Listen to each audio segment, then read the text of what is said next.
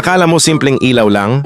Pero kapag gabi na, dito mo mararamdaman kung gaano kahirap kapag malabo na ang panel gauge. May pumasok ngayon dito sa shop na isang Toyota Fortuner. Ang problema ni customer, medyo malabo na daw ang ilaw ng panel gauge niya. Lalo na kapag gabi, hindi na ganun kalinaw ang mga gauges. Kaya medyo mahirap nang makita kung ano ang reading ng fuel, speedometer at iba pang indicators. Ayon kay customer, matagal na rin daw niyang napapansin na unti-unting humihina at dumidilim ang ilaw ng panel gauge. At alam naman natin habang tumatagal ang sasakyan, may mga ilaw talaga sa panel na kumukupas o humihina ang liwanag. Pero hindi lang basta repair ang request ni customer.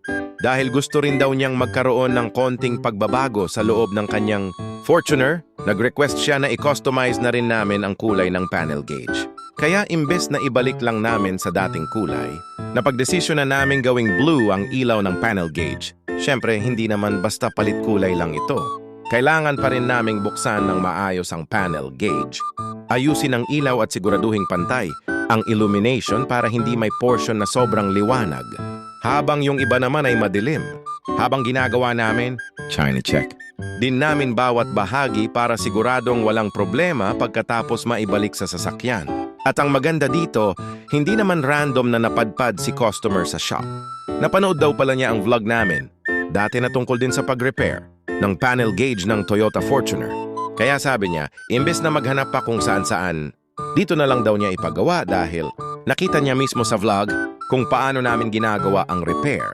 At ayun na nga, pagkatapos naming ayusin at i-customize ang panel gauge, mas naging maliwanag at mas fresh tingnan ang loob ng kanyang Fortuner dahil sa bagong blue illumination. Minsan talaga, maliit na bagay lang ang kailangang ayusin para magmukhang bago ulit ang isang bahagi ng sasakyan. Kaya kung may problema rin kayo sa panel gauge, malabo ang ilaw, may hindi gumaganang gauge, o gusto ninyo itong ipa-customize, pwede ninyo kaming puntahan dito sa Tour Doctor Garage, NLSA Road, Barangay Lagao, General Santos City. At kung nagustuhan ninyo ang ganitong mga repair at customization, like, share at follow lang para mas marami pa kayong mapanood na actual repair dito sa Door Doctor Garage. Baka yung susunod na sasakyan na aayusin namin, sasakyan mo na.